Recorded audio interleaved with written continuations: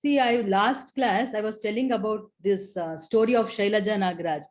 This is one case which has really influenced me a lot. So I have seen this lady. Actually, the names have been changed.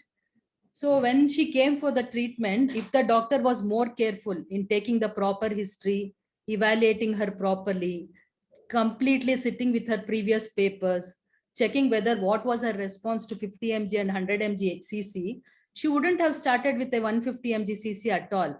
Because we are so busy, we are so fed up of looking at previous papers, no, we take some actions without seeing. Because she might be the 30th patient for you, and you are already hungry, angry, everything. And so you don't have patience to look through their papers. At that time, no, wait for a few minutes, ask somebody to get you something, regain your composure, and then check everything and start the protocol properly. Because of one mistake of ours, she suffered for months together. And when I saw her 90 days after her discharge from the ICU, she was in a very bad shape. So I always put this case to tell you, to drive home this point. Be very, very careful in evaluating the initial things of the patients. Somewhere in one paper, they would have scratched bilateral tubal block, small. Some notes of Vani Vilas, they would have written tuberculosis treated, which really goes off our mind. We never see that. Laparoscopy seen complete pelvic adhesions, frozen pelvis, but we would have posted her again. So much risk we are causing to the patient's life, isn't it? So evaluating the patient is very, very important. Here, that lady landed with severe OHSs because of the wrong trigger. So if only she could have done her own scans and seen for those secondary follicles which were more than 10. 18 mm, 3, correct. But even then 10,000 is wrong. There were so many secondary follicles which was overlooked because she was not doing her scans. Can I know you are all doing your own scans? You are doing, you, doctor? It's very, very important, sir. Murli, sir.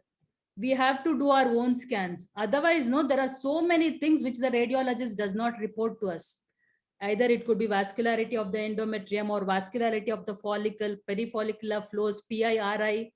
So we should know to do our own scans. Only then we can do justice to the infertility course. So you have to start having your own machine, learn the course here, go back, do with your patients either free or nominally, start learning everything. So what were the important factors ignored here? I was telling you previous class also, she's less than 45 kg, less than 25 years. So she doesn't require 150 mg CC with 150 mg HMG at all. So it is real crime what we are doing by ignoring all the secondary follicles and triggering with a very wrong trigger of 10,000 HCG trigger. So we should have sufficient knowledge about infertility, how to evaluate the couple, what is the protocol we are doing. Entire scenario could have been prevented and she could have been very happy with the kid also. We had to terminate her pregnancy. I've told you, I think. Mehbooba Kadir also, she has gone to the gynecologist so many times, ovulation induction, timed intercourse, many IUI cycles have been done, but her ovarian reserve tests were never evaluated. That's a very, very big mistake. Drive it home that you have to test every lady's ovarian reserve as early as possible.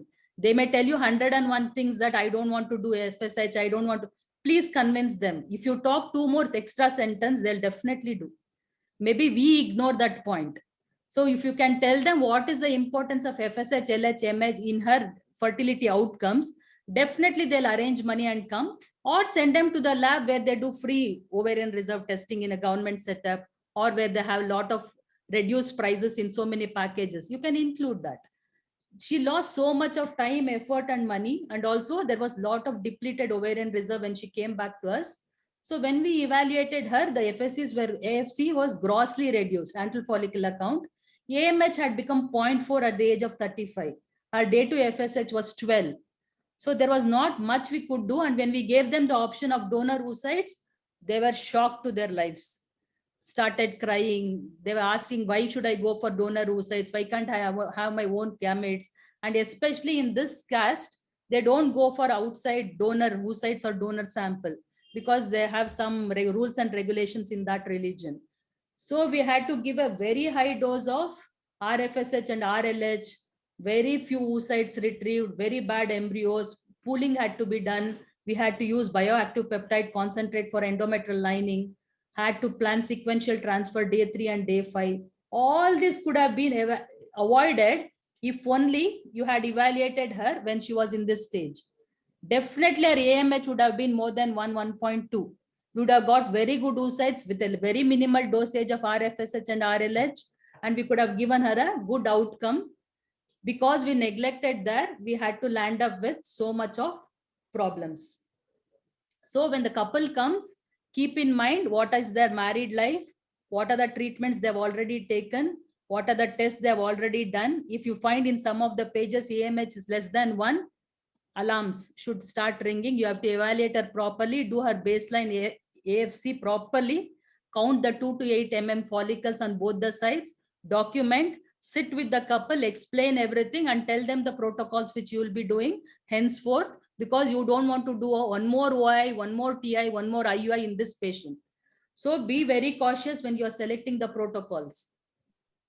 Of course, Rudali Sharma had a very happy ending because it was a azoospermia. The gynecologist never evaluated the husband. Somebody was telling, I understood all about husbands, how to evaluate, isn't it? So you should first think whether it is obstructive or non-obstructive azoospermia. All this will be taught by Dr. Srinivas in a very meticulous way. But you should first see, and also when azoospermia report comes, see which lab it is done, whether it is by a good lab technician, whether the husband was not able to give the proper ejaculate, whether everything spilt over. Ask all this simple history. Don't just drive fear into their minds. Once you say azoospermia, you don't have sperms, no, husbands will get so much anxious and fearful, they'll never return with proper treatment again. They'll be sending their wives, go for a donor sample. And moreover, once she conceives, husbands will have a lot of doubts about the existing pregnancy also, and they'll trouble her. So evaluate them properly, whether it is obstructive. If it is obstructive, go for a FSH, LH, testosterone. If everything is normal and you do one transrectal scan, you can easily find out where is the obstruction, ejaculatory duct obstruction. You can ask for good retrievals from the andrologist. When you can do a proper TISA-PISA, give their own gametes and have a healthy progeny. Okay. So this disappointed couple, with so much of force, they had come for one camp of Kanakpura. We did his FSH and testosterone. Testosterone was more than 300 and FSH was 5.1. That is well within the range, isn't it? So it was an obstructive azoospermia. We checked his transrectal scan also. It was ejaculatory duct obstruction. So gave a good IVF stimulated cycle for the lady as she was only 29. Had very good retrieval and testicular aspiration. Did a ICSI with the aspirated sample. Morphology was good. Got a twin gestation and everything ended in a very happy family. So the CME is just for bridging the gap between what we know and what does not exist and fulfilling this gap. So we intend to create a very good learning platform which is easy, affordable, practical, and it should be combined with theory and practical as well. So we have adopted all the latest technologies and treatment protocols into Garbhagudi. So we wanted to share this knowledge, and most important is we have the essence of right treatment where it is highly ethical, moral, and we are all a very sincere team. We wanted you people to have a hold of it. So when we are evaluating an infertile woman, we should know what is the definition of infertility. Can anybody tell? Anusha? Primary and secondary infertility. Primary infertility is when the couple has practiced unprotected intercourse for one complete year and they are not conceived, is primary. Secondary, she is conceived at some point in her life, but she not to conceive after that. Okay. So when they immediately come after marriage saying that we are married for 3 months, 6 months, 1 year, and they are very anxious, they come and sit, you should have some graphs like this. Tell them within 3 months, only 57% of the couples conceive. Tell them within 2 years, almost 93% of the couples conceive without any interference, any intervention. So just relax. Don't be so much anxious and fearful of so early. When you explain them, no, they'll gain confidence in the doctor that you're not trying to do some procedure, pouncing on them and do one laparoscopy, do one IVF, do one IUI. They get confidence in you. So explaining this will really make them very good patient of yours. But we need not wait for one complete year for few couples, because if when their age is more than 35, we already know once the lady crosses 30 years, their ovarian reserve starts dipping and you should be very cautious when they are more than 35. Or when the lady has history of oligo or amenorrhea, what is that? Does that indicate? She will be having anovulatory cycles. So we should not wait for 1 year to go and then call her. Be cautious in that. Or when there is some suspected tuberculosis previously, or she had some uterine surgeries, fibroid removal, or she had some torsion of the ovaries, or some cyst rupture. They had undergone some laparotomy. Laparoscopy was tried and it was converted to laparotomy, or some frozen pelvis was mentioned in some of the scans. Be very cautious in those ladies. Don't drive them away showing the graph. Be cautious and ask them to have all the investigation done early. When she is a case of stage 3 and stage 4 endometriosis, they'll be having severe dysmenorrhea even before marriage. They would have gone several times to the gynecologist for painkiller injections. So many scans would have been done. PCOD might be picked, or they would have picked big endometrium on both the sides. In those cases, you have to start evaluating the couple early. Or sometimes male, they get their semen analysis even before marriage to check whether they have a normal fertility potential. If he's having severe oligoasthenoteratospermia, there is no point in sending them and calling them back. We can start their treatment early. So wherever applicable, you have to evaluate both partners should begin at the same time instead of wasting a lot of precious time. So how age affects fertility? This is the most important slide which you have to learn today. Fertility starts to decline for women from the age of 30. I have seen people undergoing IUIs even at 40. 8 IUIs, 9 IUIs. I really don't know who the doctor is. They keep doing IUIs, wasting their reserves without even having this age in mind. I know one lady came at 42 with her 8th IUI. She wanted me to do the 9th. When we checked her ovarian reserve, AFC was 1+1. AMH was 0.1. What will you do? Even IVF does not work for them. So everybody treating infertility should have this, how age affects fertility, both man and women, especially men after 40 and ladies after 30, everything starts dropping. While many men remain fertile into their 50s, but their sperm disorders, genetic abnormalities, and DFI, DNA fragmentation index, increases after 40. See in the graph, the likelihood of getting pregnant, how it is dropping, and likelihood of infertility, how it is increasing as the age goes from 20 to 40. There is a steep curve after 35, isn't it? We have to be cautious on that. You all know the causes of infertility. Either it could be ovulatory dysfunction or a male factor problem. It could be completely tubal factor. Endometriosis form 5%, unexplained form 17%. But nowadays we are seeing a combination of factors. She could be anovulatory, husband could be a severe SOTS, or she could be a previous TB patient along with PCOS also. There are many combinations we are seeing nowadays. It cannot be simply like this graph depiction. So what we have to capture while taking history is very important. These are all very basics, but we have to be clear in the initial stages itself to know what is the duration of their married life. What is the sexual history they're having, whether they're having natural, normal sexual history. What is the menstrual history they're having, whether the husband and wife are traveling for their jobs in the different cities. How often are they meeting? What are the previous abortions they have encountered, whether it was a voluntary abortion. Many women, because of the career aspirations, they go for voluntary abortions. That has a very huge impact in the future fertility potential of the lady. What was the type of termination done? Whether it was an instrumental curettage, whether it is a tablet induced, whether she had a retained products, what was done for that? Did she result in an infection of the retained product? Did she result in a pelvic abscess? Be very careful in taking all the histories, because so many times, no, they would have undergone MTPs before marriage that they don't want to reveal, or they would have been taking oral contraceptives before marriage because they would have had a live-in relationship. They don't want to tell that. I remember one lady who was taking oral contraceptives for 12 years because of some problems with their personal life. Ovaries had become almost shriveled, less than 2 centimeters square volume. She was not at all ready to divulge anything. So only when they get confidence with the doctor, they'll come up. In our busy OPDs, if you stand somewhere and you want to scribble, nobody will reveal anything, especially these personal histories. And ask them what is the method of contraception they have been using. What is the coital frequency? Do they have any problem with the sexual function?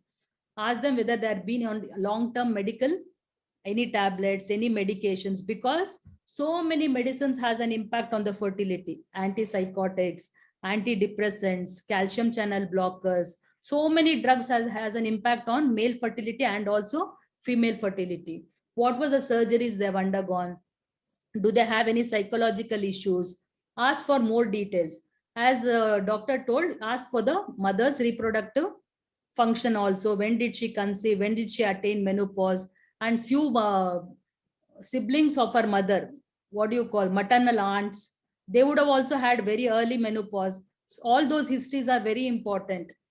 And whether there were any birth defects, repeated abortions in the family, what are the current medications they are taking for any problems, do they have any allergies. Personal history, very important in the terms of occupation and addictions, because smoking, alcohol, marijuana, tobacco, everything causes problems with the ovarian reserve, also with the man's motility and counts. And we don't ask ladies addictions at all. We have to start that, because I see nowadays so many ladies smoking and having alcohol also. So you have to ask addictions. Occupations with respect to male, whether he's in a welding factory or whether he's a chef somewhere, or they'll be doing daily homa puja.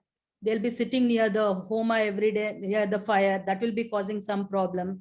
Are they working in some chemical factory, aniline dyes, paints? All this will be having a lot of exposure on their morphological condition of the sperms, and they'll be having teratospermia. So be careful in eliciting all this history.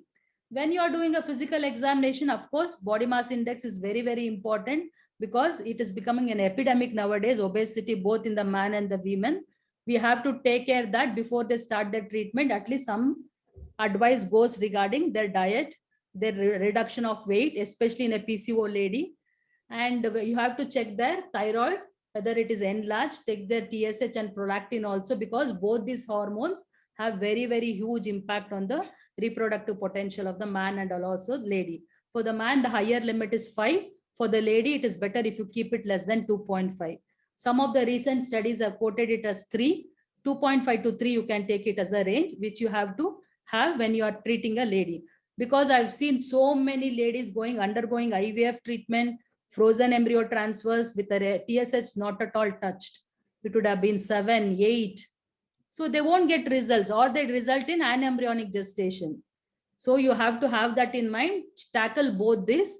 Breast, you have to see whether she has any discharges from the nipple, galactorrhea, or any masses, which has a indirect indication about the hyperprolactinemic status.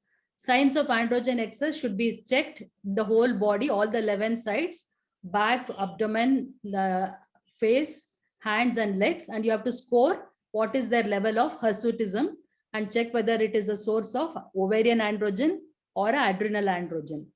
Abdominal examination, as I was telling you, whether they've undergone previous surgeries, or are you palpating some masses now, whether it is a tubo-ovarian mass or a big fibroid, or is it a cyst. Be careful and do a proper abdominal examination, which we have almost forgotten. Please don't do that. Check their cardiac status and abdominal examination without fail. Especially in your exams, we'll be looking for that.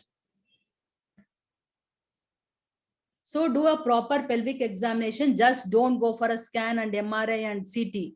Pelvic examination gives you so many factors which are not seen in the other hi-fi techniques.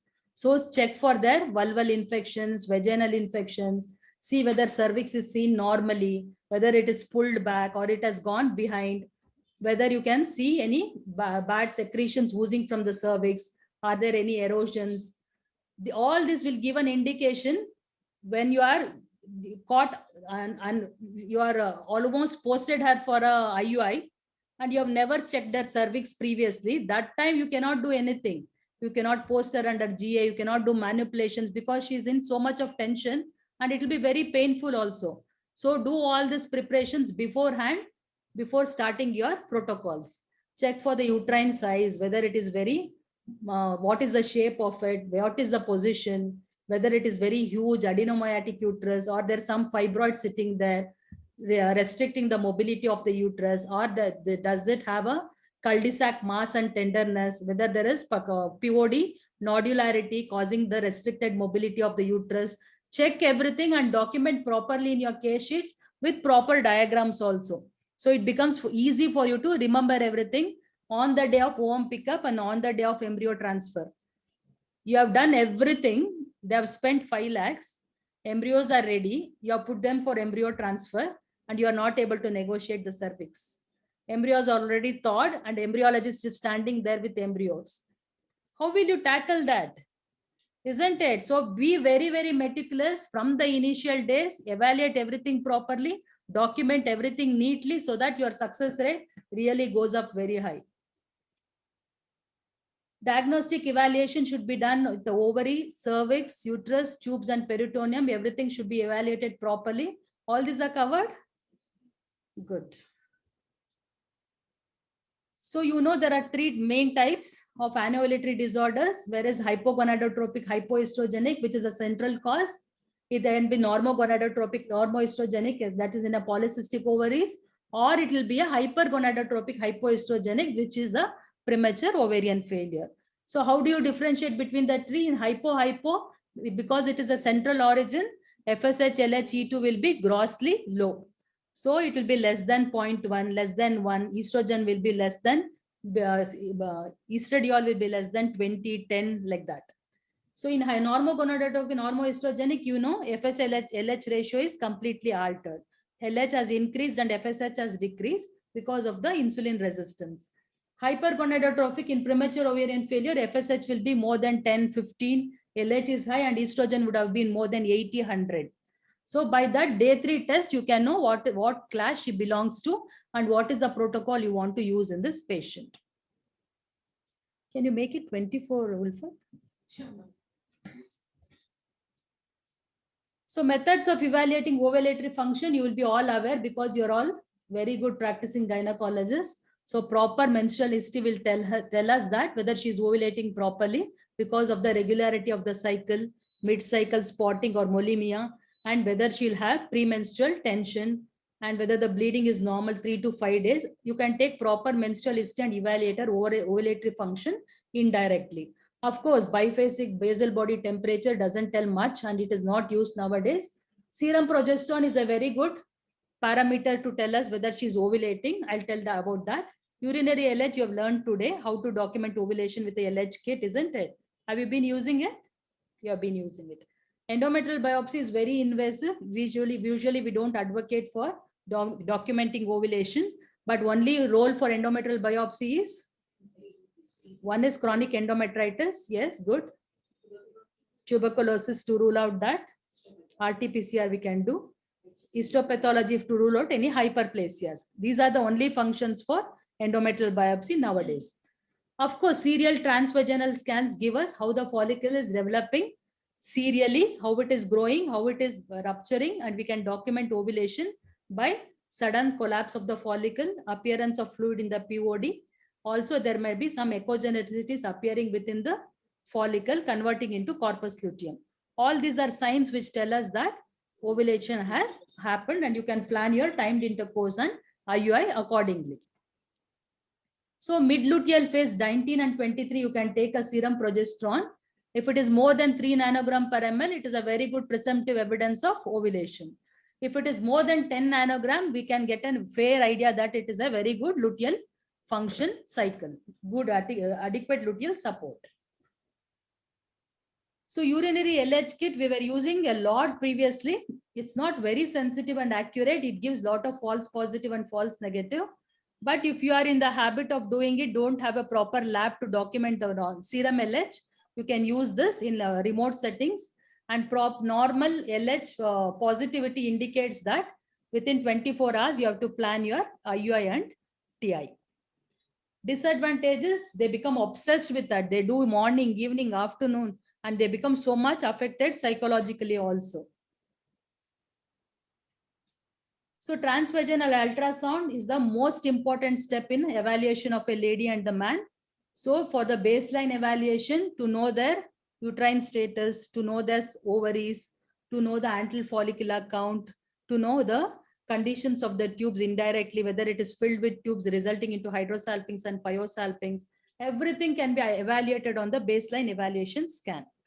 Also, you can rule out many pathologies like fibroids, polyps, or any endometriotic cysts are there, or are there too much of intrauterine adhesions. All this can be picked on the day 2 scans itself. Follicular tracking can be done with a proper transvaginal ultrasound. You can document ovulation too, and all ART procedure might be IUI or worm pickup or embryo transfers. Everything depends on the proper transvaginal ultrasound. Of course, after conception and to rule out whether it is an intrauterine pregnancy or it is an ectopic pregnancy, we require a proper ultrasound knowledge. So ovarian reserve test is very, very important in the initial evaluation of the lady, as we have been speaking of from the first slide. So basal FSH and estradiol concentrations will indirectly tell us what is our ovarian reserve. FSH should be normally be within 7. 4 to 7 is ideal. So if it is going beyond 8, be very cautious. Something is happening wrong with her ovarian reserves. If it is crossing 10, 12, you have to be very cautious and check our AFC and AMH immediately. Estradiol, if it is less than 50, you will get very good oocytes. If it is crossing more than 80 picogram, there is some indication that her oocyte quality, quantity, everything is dipping.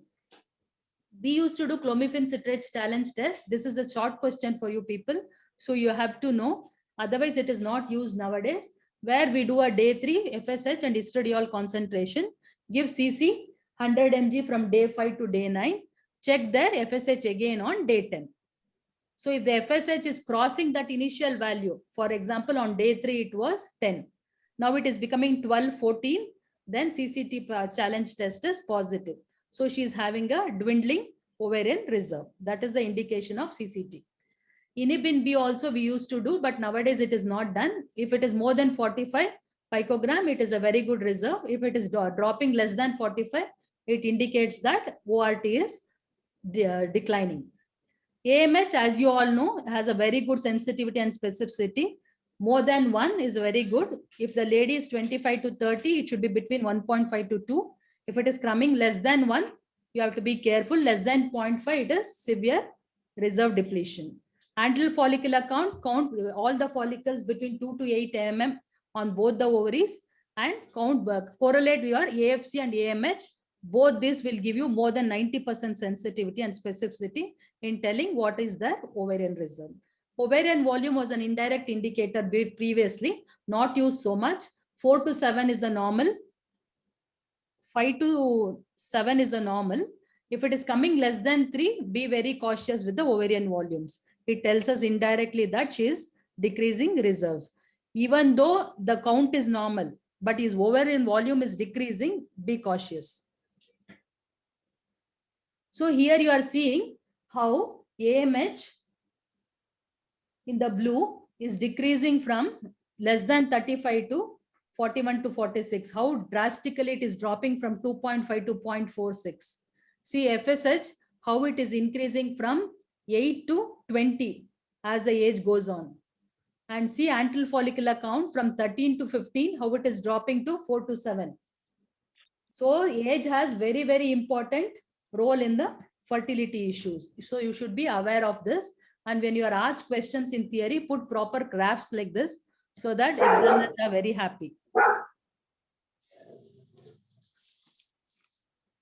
So how do you predict a ovarian reserve? Put a proper table like this. Ovarian reserve test.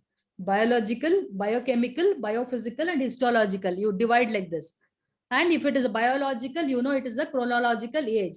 Talk more about chronological age with proper graphs. If it is biochemical, it is static or dynamic. Static is, as I have told you, FSH, FSH-LH ratio, inhibin B, E2 and AMH, which I have already spoken of.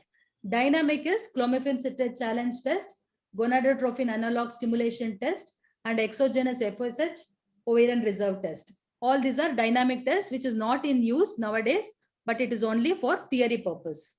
Biophysical is proper ultrasound, check for the AFC, ovarian volume, ovarian blood flow. That gives all indications of the ORT.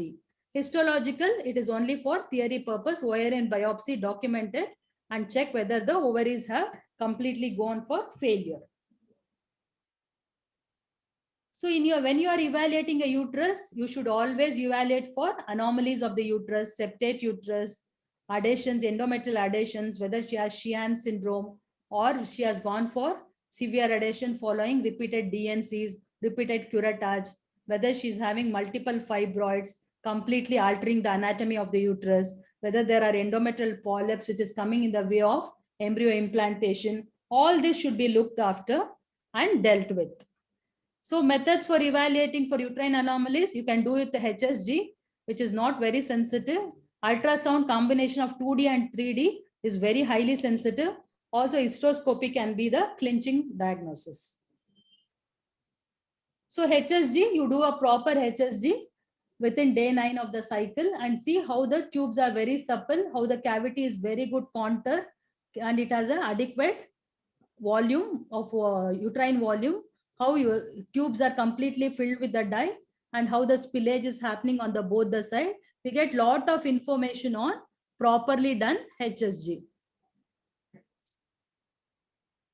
So see here, it's a normal HSG where you can see the normal uterine contour, shape, and how the tubes are very supple, going in freely. Then the spill is happening on both the sides equally. Very neatly done HSG film. So you will be getting lot of HSG films to read in your exams also. So you have to keep a track of everything, how to document first uterus, then the shape of the cavity, then the contour, then comment on the tubes and how the spill is happening. Everything should be documented properly. Usually in Garbhagudi, when they come with the HSG film, we just don't see their impression and write it off, because I've seen many mistakes happening. Some radiologist, some technician would have done normal HSG. Just don't document and go for one more IUI. See the film properly, put in your this one illuminated box, check whether there are some issues, and we usually put one column and write experts review of the HSG film, so that we know if there is some problem, we'll have that in mind when you're posting her for a next procedure. See here, there's a huge myoma, which is completely obliterating the cavity, both the fundal aspect and the lateral aspect. And the left tube is completely drawn to some other side, altering the complete ovarian tubal anatomy. So that if you don't have such ideas, you'll be just doing one more procedure for them and it comes negative pregnancy again.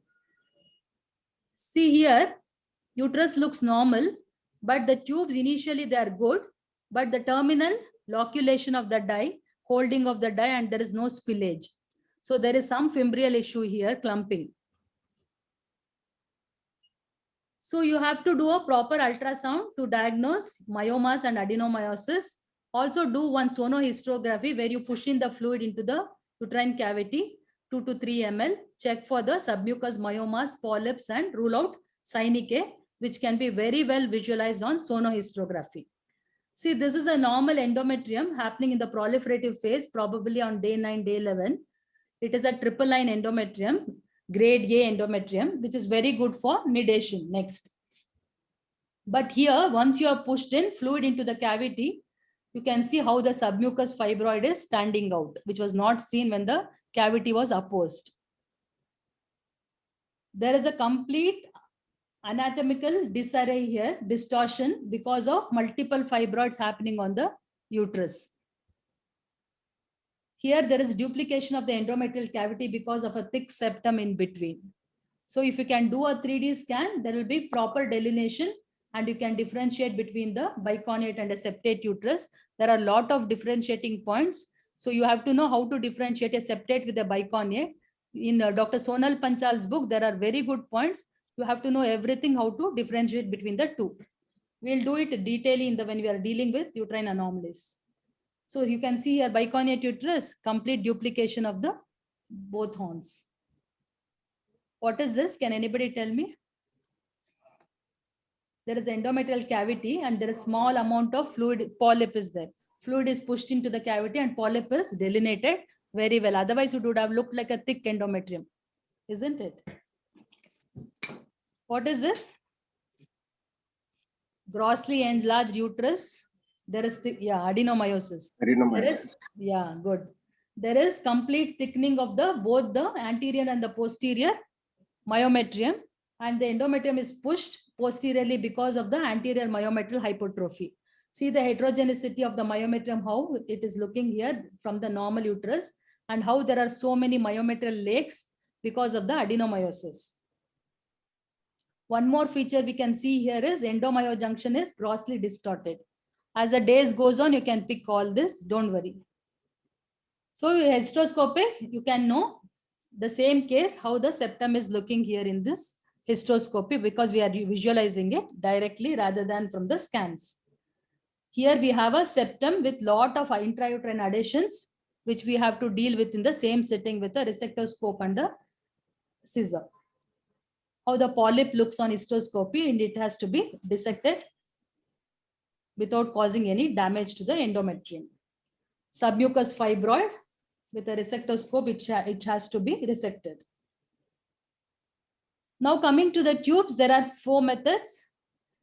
Salpingography, either it could be a laparoscopy or a fluoroscopic guidance or a hysteroscopic tubal cannulation.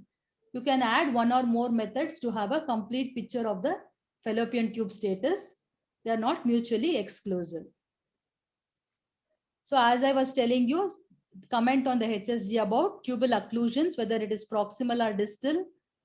Note down whether there is fluid-filled tubes, hydrosalpinx or pyosalpinges, whether it is a salpingitis systemic nodosa as in tuberculosis, whether fimbrial fibrosis has happened and is loculation of dye happening. Comment also on the peritubular adhesions, which can be easily seen on a HSG film. Evaluate everything completely and document in your files. So here we are seeing that she is a case of genital tuberculosis, where in the first film, see the complete endometrial cavities, architecture is completely gone. Obliteration of the endometrial cavity has happened. And in the second picture, you are seeing there is tubal, yes, complete tubal block on both the sides. And it is so stiff, the tubes are not supple. Again, it has resulted in complete hydrosalpinges of both the tubes, loculation of the dye. And the entire architecture of the uterine cavity and the cervical canal is distorted because of the genital TB. So when you are recommending a laparoscopy for the lady, it is an invasive procedure. You have to explain everything in detail. What are the things we are doing? What are the information we are getting from a laparoscopy? How the anesthesia will be given to her, how much hours she has to be in the hospital, because we can have a very good diagnosis and also we can do the treatment in the same sitting. It may not be necessary for all patients. You have to be wise in selecting the patients for laparoscopic evaluation. It evaluates all fallopian tubes. We can drill the ovary if it is polycystic, deal with the ovarian cysts. We can have a proper idea of the tubo-ovarian relationship, deal with the adhesions, check for the pelvic peritoneum, whether it is studded with endometriotic nodules or it has gone for a pelvic inflammatory disease. Check for endometriosis in other sites of the pelvis, document it completely and stage the level of endometriosis according to the EFC, Endometriotic Fertility Society classification. Also, it can be done for therapeutic uses like adhesiolysis, excision, fulguration of endometriotic deposits. You can go in for a planned myomectomy or a tubal reconstructive surgery or fimbrial adhesions opening or proper drilling of the PCOS. Also as a cystectomy can be planned in the same sitting if you are very, very clear about your diagnosis in your ultrasound. Also, you can consider laparoscopy early if you want to do. If the lady is more than 35 years and you don't have much time and she's more than 3 years married life and she's already having an abnormal HSG film with her, not getting any treatment, positivity with IUIs, repeated IUIs, or they're having some repeated FET failures, or there are some symptoms suggestive of pelvic disease in the previous case histories. She might be having elevated chlamydia IgG titers, which tells us about PID status.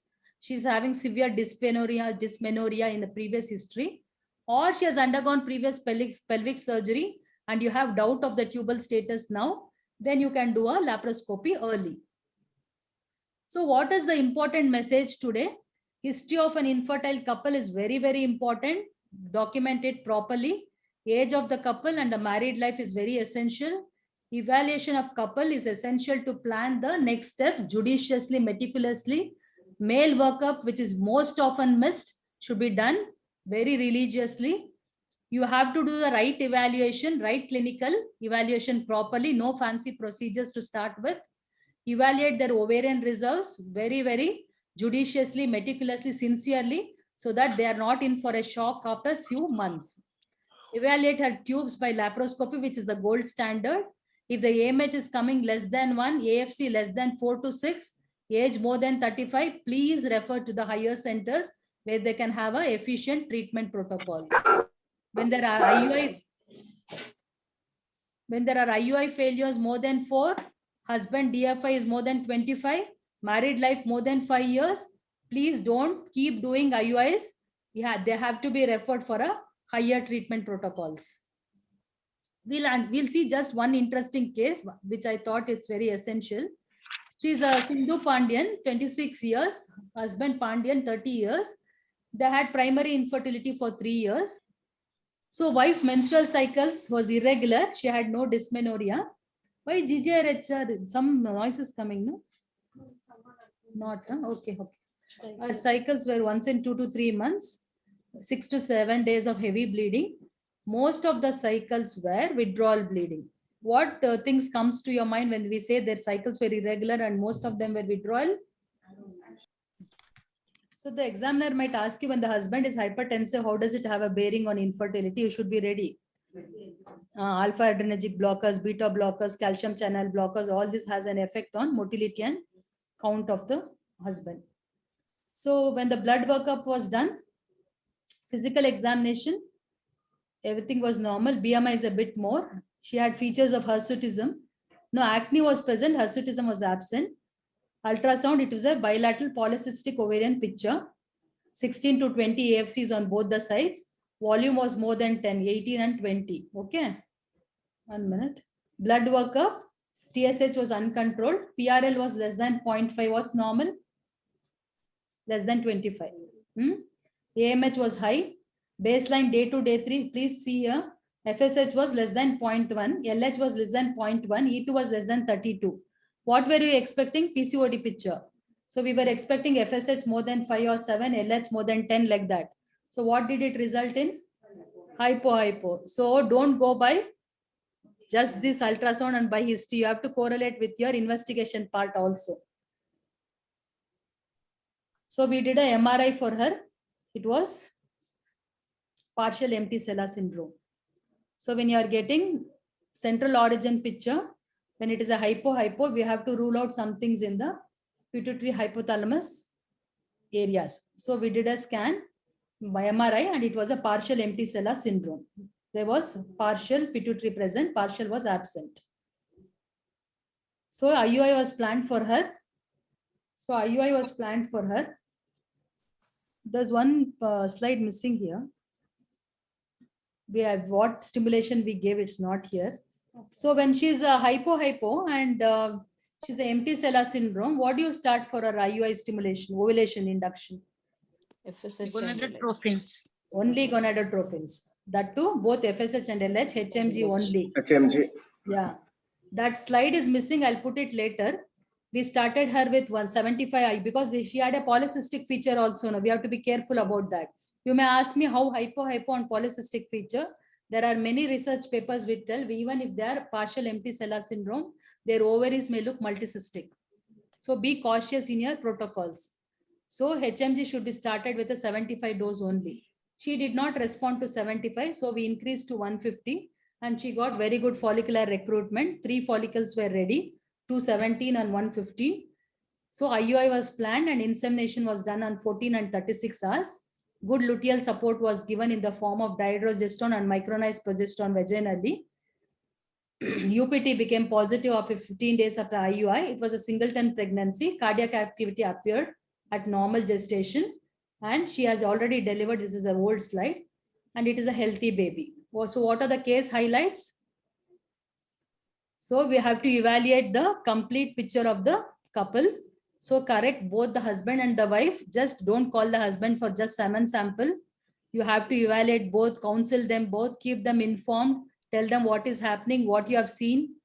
Tell everything and document in your papers. Suddenly when the UPT is negative, they say you have not told me anything. So document everything on a day wise what you have told them.